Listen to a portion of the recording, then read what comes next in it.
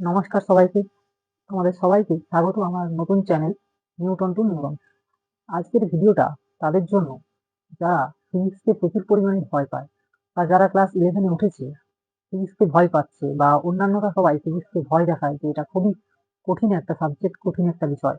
কিন্তু তেমন কিছুই না। যদি আমরা ফিজিক্সকে আমাদের চারপাশের জগতের সাথে রিলেট করে পড়তে পারি, তো এটা খুবই একটা সহজ সাবজেক্ট। আর আমি সেটাই, সেই যে তোমাদের ভয়টা দেখিয়ে দিয়েছে সবাই, সেই ভয়টাই আমরা দূর করার চেষ্টা করব।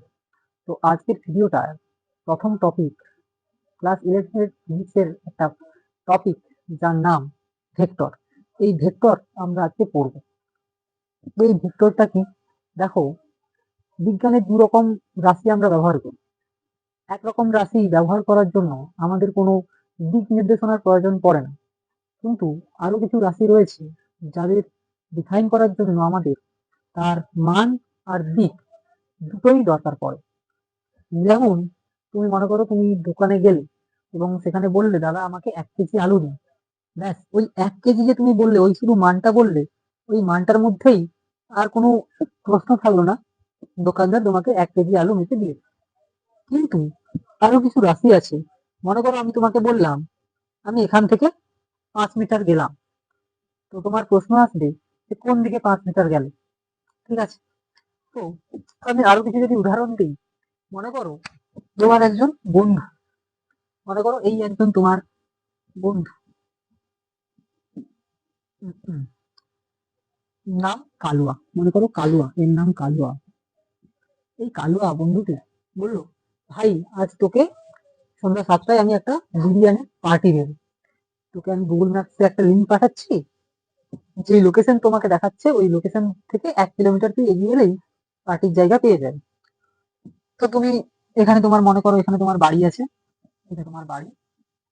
ব্যাস, এই বাড়ি থেকে তুমি বাইক নিয়ে বেরোলে, বেরোলে গিয়ে লোকেশন, মনে করো যে সে যেখানে পাঠিয়েছে লোকেশনটা এখানে দেখাচ্ছে।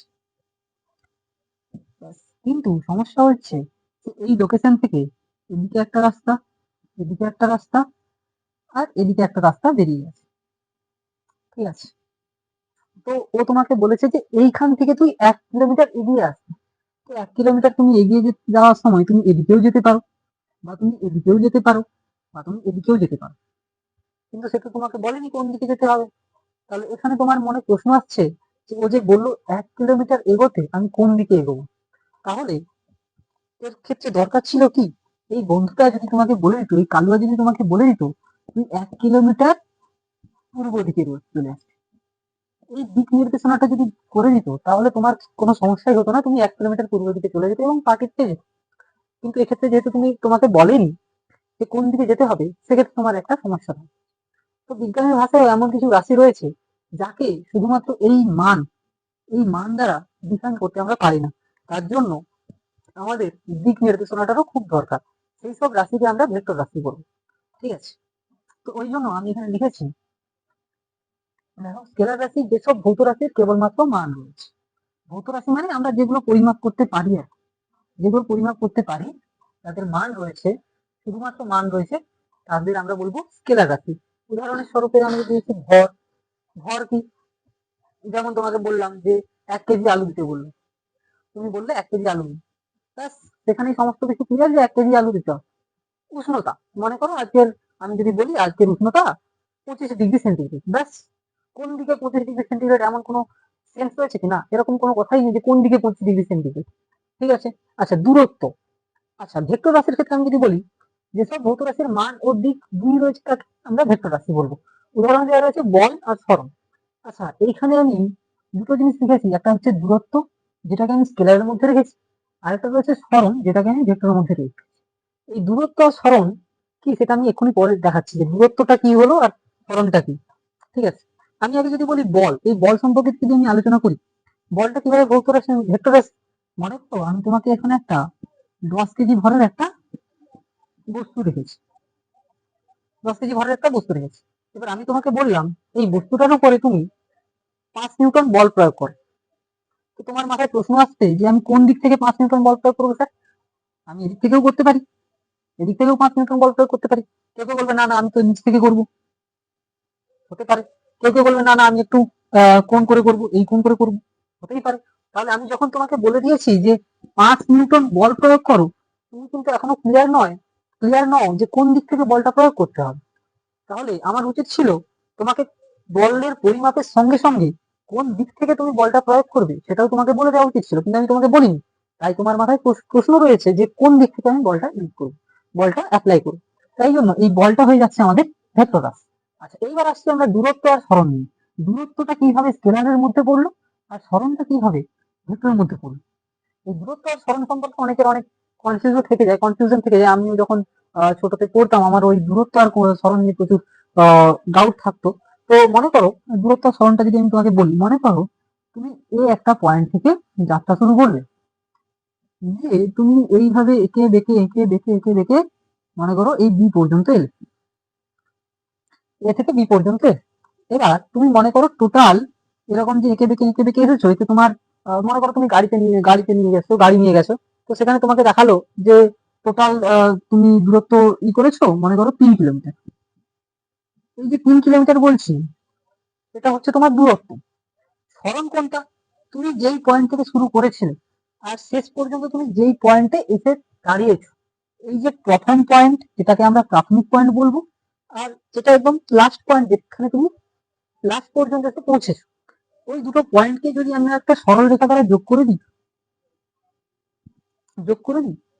তখন যেই দূরত্বটা দাঁড়াবে সেটাই হচ্ছে তোমার সরণ। এটা হতে পারে 1 কিলোমিটারও দাঁড়াতে পারে, বা তুমি 50 মিটারও বলতে পারে। মানে তুমি ভাবতে পারছো যে দূরত্ব হলো 3 কিলোমিটার, কিন্তু আমরা সরে এসেছি মাত্র 50 মিটার, এটাও হতে পারে। ঠিক আছে, তো এইটা হচ্ছে তার দূরত্ব, এটা তোমার অতিক্রান্ত দূরত্ব যতটা তুমি ট্রাভেল করেছো। কিন্তু সরণটা হচ্ছে তোমার প্রাথমিক অবস্থান এবং তোমার অন্তিম অবস্থানের মধ্যে সরল রৈখিক দূরত্ব। আচ্ছা, দূরত্বটা তাহলে স্কেলার রাশির মধ্যে কেন? তুমি যে কোনো দিক থেকে তুমি এই বি পয়েন্টে আসতে পারতে, কেউ এখান থেকে এরকম ভাবে যে এদিকে এসে এরকম আসতে পারতো, কিন্তু এ থেকে বি পর্যন্ত সরলরৈখিক দূরত্ব একটাই। আমি এরকম এসে যদি বি পর্যন্ত আসতাম, এটা কিন্তু সরলরৈখিক দূরত্ব নয়। ঠিক আছে, তাহলে আমরা সরণটা কি জানলাম, যে শুধুমাত্র প্রাথমিক বিন্দু এবং যে অন্তিম বিন্দু তাদের মধ্যে যে সরলরৈখিক দূরত্বটা তাকে বলবো আমরা সরণ। এর অবশ্যই একটা দিক থাকবে, কিন্তু দূরত্ব যে কোনো দিক থেকে বি পয়েন্টে আসতে পারো। তাই দূরত্বটা আমরা স্কেলার রাশি বলবো, কিন্তু সরণটাকে আমরা ভেক্টর রাশি বলবো। আচ্ছা, তাহলে এতক্ষণ পর্যন্ত আমরা শুধুমাত্র স্কেলার ভেক্টরকে এইটুকুই জানবো। ঠিক আছে, যদি আমরা ফাইনালি একটু বলি তাদের মধ্যে পার্থক্য, স্কেলার রাশির শুধুমাত্র মান রয়েছে। ঠিক আছে, আমি লিখে দিচ্ছি যে কেবল মাত্র মান আছে। ঠিক আছে, কোনো দিক বা অভিমুখের নেই বা দরকারও পড়ে না, কিন্তু ভেক্টর রাশির মান প্লাস দিক দুটোই রয়েছে।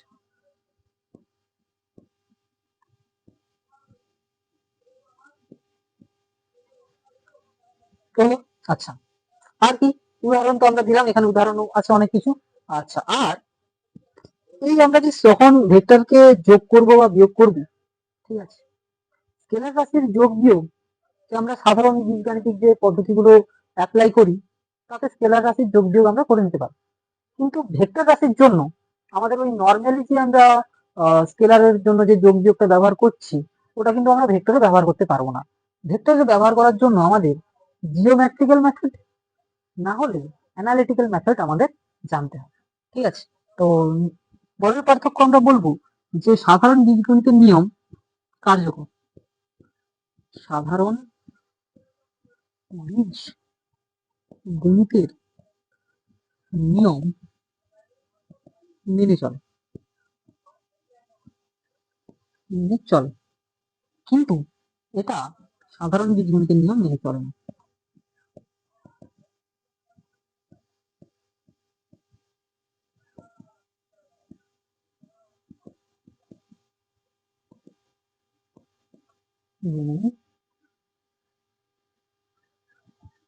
মেনে চলে না।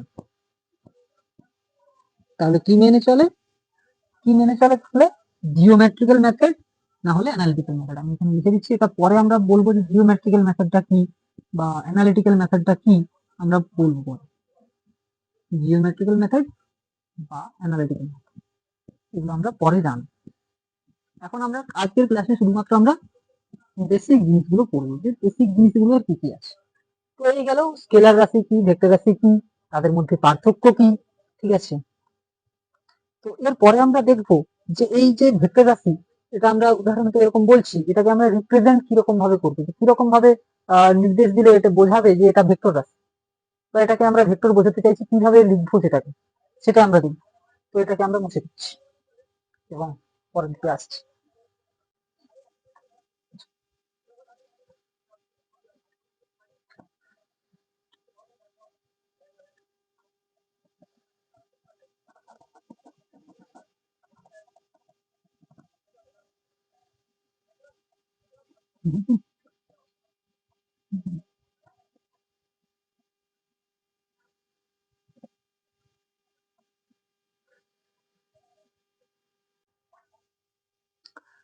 তো এবারে আমরা পড়বো যে ভেক্টরকে রিপ্রেজেন্ট কিভাবে করবো, ঠিক আছে। ভেক্টরকে রিপ্রেজেন্ট কিভাবে করবো, রিপ্রেজেন্ট রিপ্রেজেন্টেশন ভেক্টরকে রিপ্রেজেন্টেশন কিভাবে করবো, মানে কিভাবে দেখাবো যে এটা একটা ভেক্টর।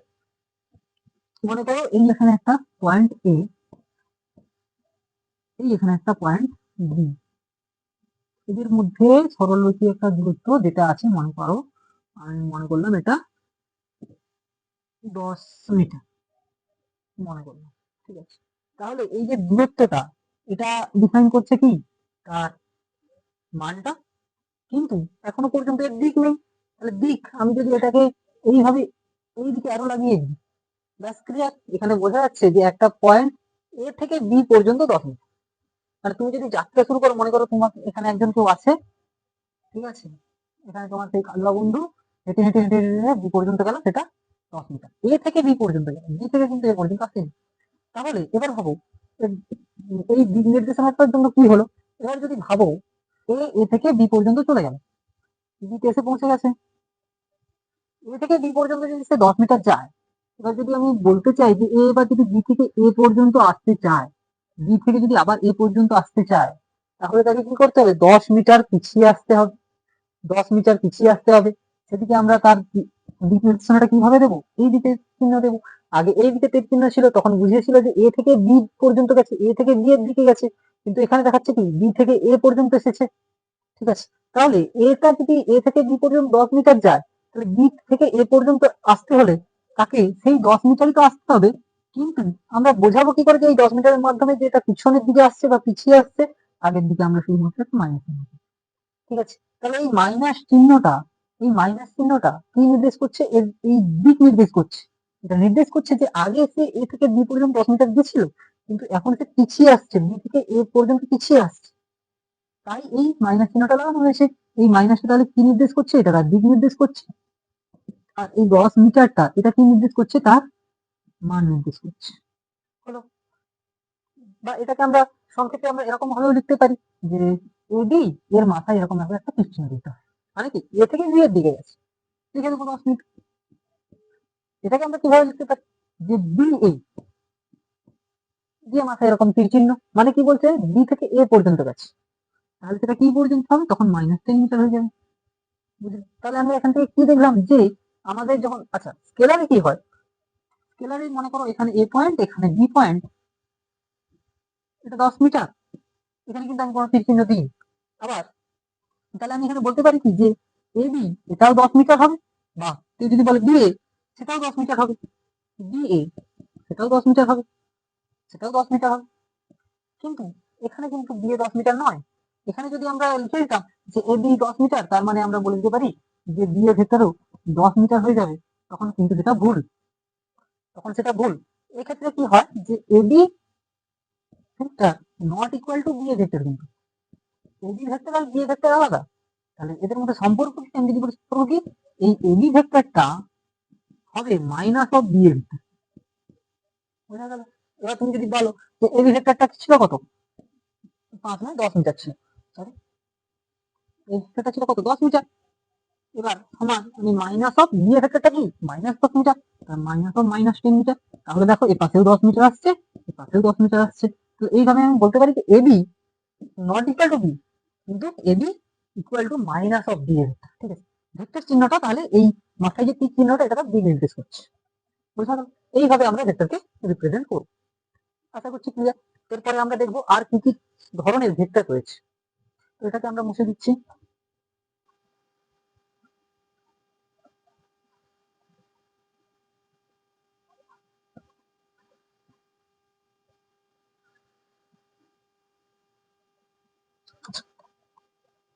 এভাবে দেখবো যে ভেক্টরের প্রকার কত রকম ভেক্টর আছে। যদি বলি, যদি বলা যায় টাইপস অফ ভেক্টর, টাইপস ক ধরনের ভেক্টর আছে, কিরকম কিরকম ভেক্টর আছে। আচ্ছা, প্রথমে আমি বলবো যে কিছু আছে সমান ভেক্টর, সমান ভেক্টর, সমান ভেক্টর। এই সমান ভেক্টর কি? সমান ভেক্টর কি? মনে করো একটা ভেক্টর আমি বললাম এ টু বি, এদিকে বললাম এটা 10 মিটার, আবার একটা বললাম সি টু ডি, এটাও 10 মিটার, এটাও 10 মিটার। তাহলে দেখো এই ভেক্টরের মানটাও একই এবং তার দিকটাও একই, দুটোই এই দিক বরাবরই যাচ্ছে, তাই না? তাহলে যদি কিছু ভেক্টর আমরা এরকম 2 বা তত এরকম ভেক্টর পাই যাদের মান আর দিক দুটোই সমান হবে, মান ও দিক দুটোই সমান হবে, তাদেরকে আমরা কি বলবো? সমান ভেক্টর। ওটাই আমরা সংজ্ঞা লিখব যে সমান ভেক্টর তাহলে কি হলো? 2 বা ততোধিক ভেক্টর, 2 বা ততোধিক ভেক্টর যাদের মান ও দিক দুই সমান, দুটোই সমান, দুটোই সমান, তাদেরকে আমরা বলবো সমান ভেক্টর। আচ্ছা, এরপরে রয়েছে বিপরীত ভেক্টর।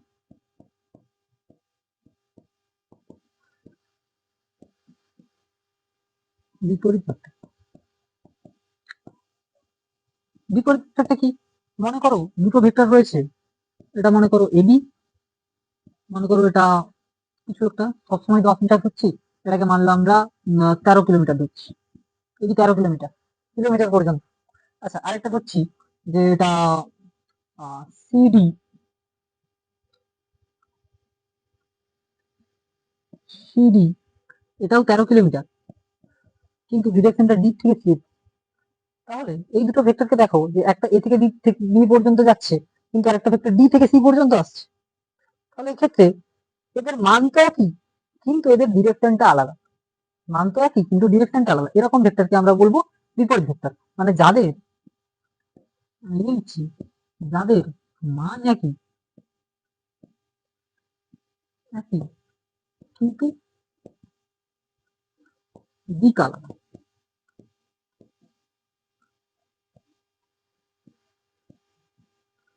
তাদের আমরা বলবো বিপরীত ভেক্টর। এটা সমান ভেক্টর, সমান ভেক্টর কি হবে? মান দিক দুটোই সমান হবে। বিপরীত ভেক্টর কি হবে? মান তো সমান হবে কিন্তু দিকটা আলাদা হবে, দিকটা বিপরীত হবে। একটা এ থেকে বি পর্যন্ত যাচ্ছে, একটা ডি থেকে সি পর্যন্ত, ডি থেকে সি পর্যন্ত, ঠিক আছে। আচ্ছা, এবার এটা আমি মুছছি, আরো কিছু ভেক্টর দেখবো।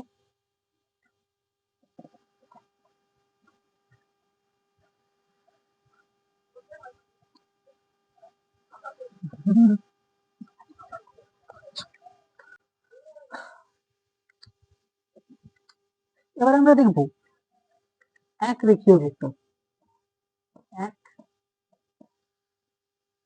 এক রেখীয় ভেক্টর।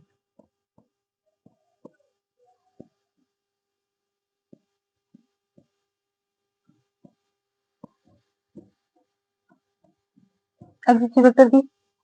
মনে করো কিছু কিছু ভেক্টর আমি যদি নিলাম, মনে করো এই দিক বরাবর একটা ভেক্টর আছে, এটার নাম মনে করো এ ভেক্টর। এইটুকু কি প্রকাশ করছে? এই লেন্থটা কি প্রকাশ করছে? তার মান। এদিক বরাবর দিক আছে, আচ্ছা এই দিক বরাবর আমরা একটা ভেক্টর ধরলাম, যেটাকে এ ভেক্টর নাম দিলাম। আচ্ছা, মনে করো এই দিক বরাবর একটা বড় ভেক্টর ধরলাম, মনে করো এটা বি ভেক্টর। আচ্ছা, আরেকটা মনে করো এইটুকু একটা ছোট ভেক্টর দিলাম, সি ভেক্টর। তাহলে দেখো এই A B C, A B C তিনটা সমান্তরাল, কিন্তু এদের দিক আলাদা। আচ্ছা, দিক আলাদা এবং এমনকি এদের মানও আলাদা। তাহলে মানও আলাদা, দিকও আলাদা, কিন্তু দেখো এরা সবাই সমান্তরাল আর একই লাইন বরাবর ক্রিয়া করছে। একই লাইন বরাবর একটা একটা একই লাইন বরাবর ক্রিয়া করছে। মানে এই সিটাকে যদি আমরা একটু উপরের দিকে উঠিয়ে দিই, দেখো এটা বি এর সাথে মিশে যাবে এবং বি লাইনের উপরে ক্রিয়া করবে। আর এটাকে যদি আমরা একটু নামিয়ে দিই, তখন আবার ওই এটা বি এর সাথে মিশে যাবে। মানে কি ওই সমস্ত ভেক্টর, এই তিনটা ভেক্টরই একটা লাইনের উপরে ক্রিয়া করছে। তো এইরকম ভেক্টরকে আমরা বলবো এক রেখীয় ভেক্টর। ঠিক আছে। আচ্ছা, আচ্ছা, আর এরকম ভেক্টর আছে, একটা হচ্ছে এক তলীয় ভেক্টর। এক রেখীয় ভেক্টর আরেক রকম আছে এক তলীয় ভেক্টর। এক তলীয় ভেক্টর,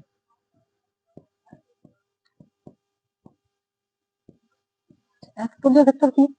যদি আমরা দুটো ভেক্টর ধরি, কিছু ভেক্টর ধরি, দুই বা তার বেশিও যদি ভেক্টর ধরি, সেটা যদি একটা তলের মধ্যেই থাকে, মনে করো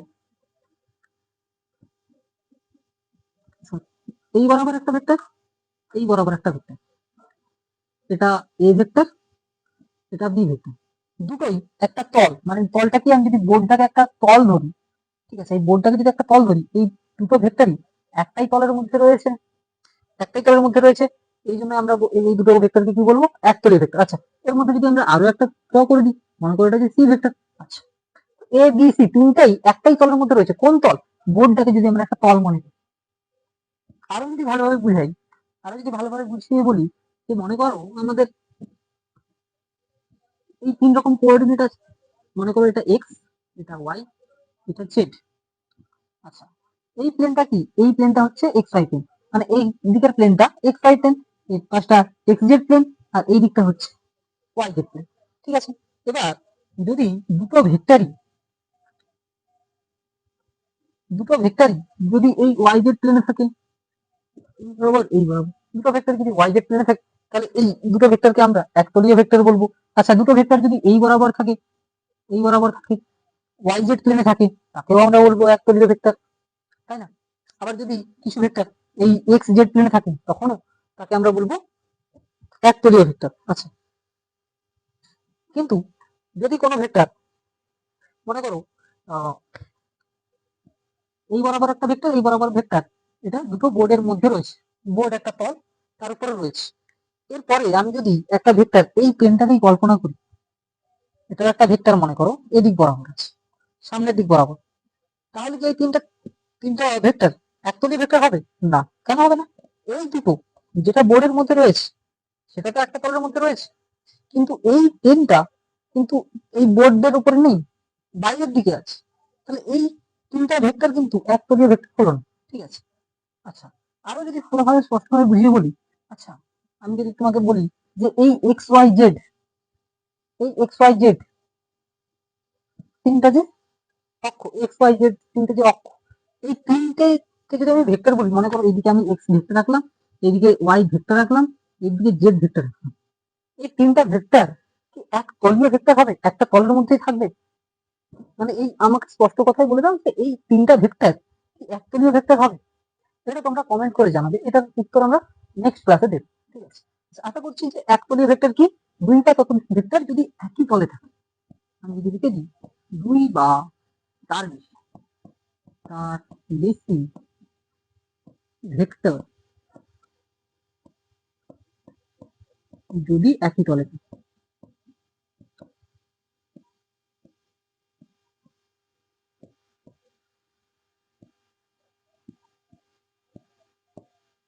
তাকে আমরা বলবো একতলীয় ভেক্টর। ঠিক আছে। মনে করো এখানে একটা, এই দুটো ভেক্টর দুটোই বোর্ডের মধ্যে রয়েছে, তাহলে এই দুটোকে আমরা বলবো একতলীয় ভেক্টর, সি ডি, একতলীয় ভেক্টর, দুটোই একই বোর্ডের মধ্যে রয়েছে। ঠিক আছে। আচ্ছা, আর এক রেখীয় ভেক্টর কি? দুই বা ততোধিক ভেক্টর যদি একই রেখা বরাবর ক্রিয়া করে। দুই বা তার বেশি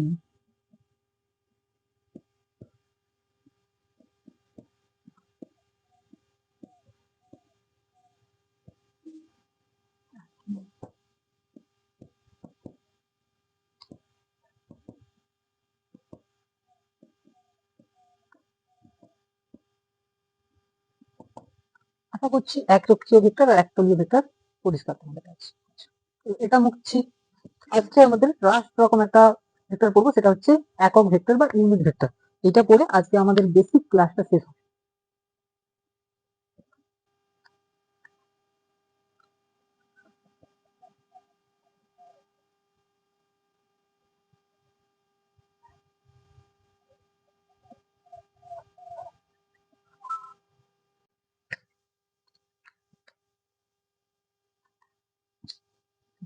একক ভেক্টর,